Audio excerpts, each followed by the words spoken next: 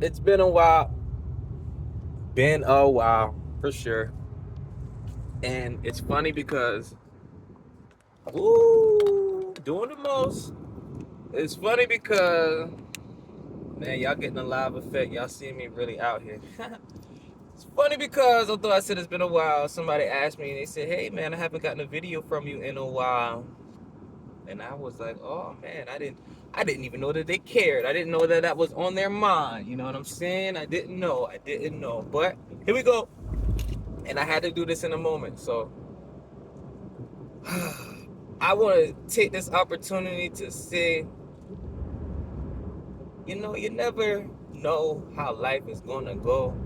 Me in my position, I'm in the position that I'm in. But anytime I open my mouth to inspire, of course, but I don't ever want to open my mouth or use my words to tear people down, only maybe to make them realize. But I'm trying to get ahead of the curve or get to the root cause of a problem. You feel me? That's why I do these things, to get to the root cause or to get ahead of the curve. And so I get straight to it and say, I don't really,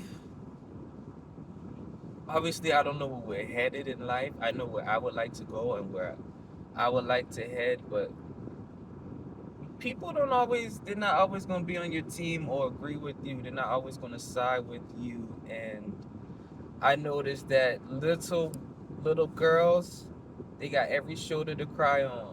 Even women, when they grow up, they still have every shoulder to cry on. They have at least six shoulders. You got your mama, your daddy, and you got your own shoulders.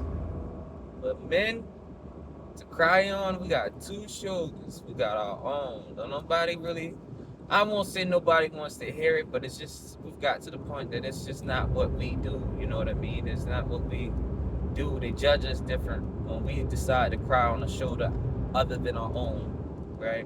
And when it comes to like mental and physical health, those things kind of go hand in hand. And I'm realizing that if you are in an environment that you do not wish to be in, as far as your living space goes, you're going to probably be out a lot. You're probably going to spend a lot of money just being out. You're probably going to go places that you wouldn't have gone if you had a nicer situation.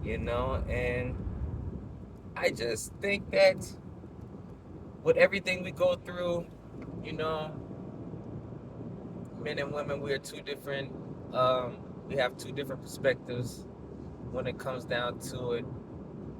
We can look at things how we look at things, but it's really up to us at the end of the day to decide how we feel and what's best for us. Anything that isn't best for you is not going to benefit you, and we have to be the best versions of ourselves for other people. Me, I'm a father. I want the best for my daughter.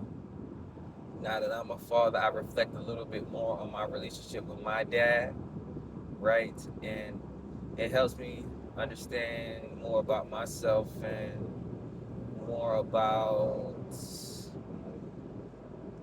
the person that I truly am, I'll say. And I'm just sharing this, guys. So, because everybody's experience is not the same, you might think, oh man, that'll never happen to me. And then you'll think to yourself, like, oh man, why didn't anybody tell me that this was this? And me being a religious and spiritual person, if you tell me you're one and not the other, then I have to think about that. But me being religious and spiritual, my religion being a Pentecostal Christian, like I always say, I'm not a perfect human being. I'm not trying to prophesy to you or anything like that in this moment. I just want you to know that I used to ask myself, well, why didn't so and so tell me this or that out of the Bible? Like, man, no one ever told me that. And then I realized that a lot of people have been taught the Bible almost like word of mouth. Like, you have people who are preaching and ministering, but they have probably never read the Bible cover to cover, like from Genesis to Revelation. They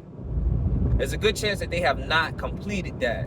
There's a good chance that they have not done that. They have probably not read the whole book from cover to cover. When it's time for them to do their sermon or whatever the case may be, when it's time for them to do their sermon or when it's time for them to deliver, they go over what they went over last night, and maybe inadvertently they have read the whole Bible, but they did not sit down and read the whole Bible. I'm almost done doing so. I'm still I have maybe 2 or 3 more books to go, and then I have read the whole Bible cover to cover, and I understand things. And in my personal life, I take things out of it, and I see, wow, that was for me. No one can actually give you something out of the Bible that's for you. You do have to read it yourself.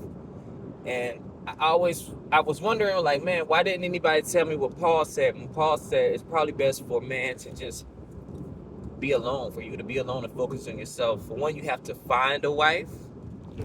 You have to find a wife. You don't go looking for a wife per se to where it's like you just choose one.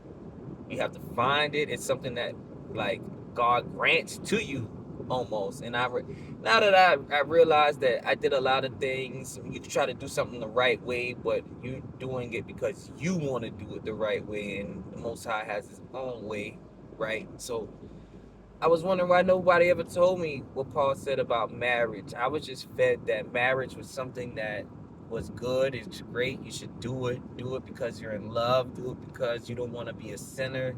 Do it because that's the American dream, right? Do it because it's the American dream or whatever, a part of the American dream. Having a family, having a home, raising your kids, retirement, blase, blase. Cool. But it's funny though, because you got to do what's right for you and realize what part you play in this thing. I just looked up, there's probably something like 40 odd million black people in America, right? Small group. I'm a small person, part of a small group. 40 something million people, black people in the United States. That's a small group considering the fact that there's 8 billion people on Earth as of 2023, I believe. 8 billion people on Earth. And of all those people, and I hope I'm not getting off topic, I'm just really just trying to deliver this to you all. Of all those people, you think about the whole world, all the continents that we have, all the countries that we have. Now, everybody's not focused on America. America's definitely not focused on everybody. When you think about things like when our country goes to war, we're like, man, bring our troops home. Then you have other countries that are like, man, death to America, death to infidels. You got people that just really just do not like American people. But I don't, as an American, I don't think that we are that bad of a society. Every country is a little corrupt. But having this amount of black people in America, and you go to other places, the phrase YNs is like a trending thing right now. If you know what YNs is, you know, you probably laughed, and I'm not going to tell you what it is. You have to find out on your own. But it seems like it's everywhere now. I'm in America right now. The N-word itself has spread probably worldwide. Do you think, man, it's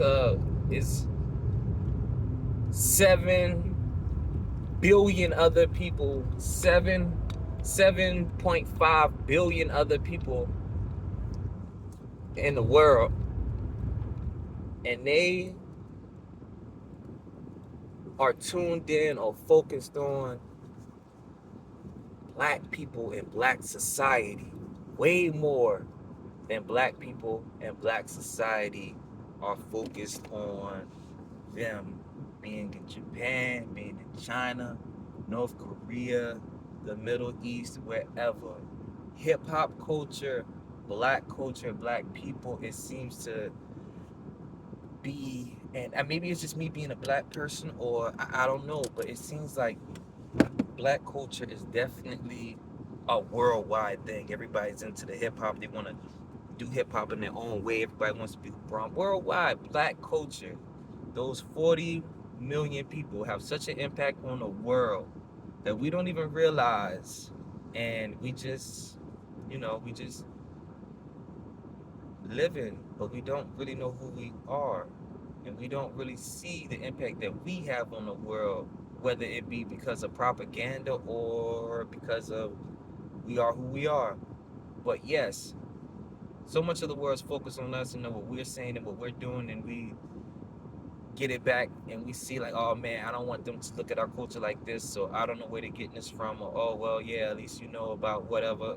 I don't, but we don't even consider them sometimes, most times. You know what I mean? You know how crazy that is to be a small race of people, almost like an experiment, and be such a to be so broadcasted to the world. You know, to be so broadcasted to the world is crazy to me because it ain't too many of us, but they love to see us and they love to try to not do what we do, but who are we really? We kings and queens, or we are the entertainment for these people?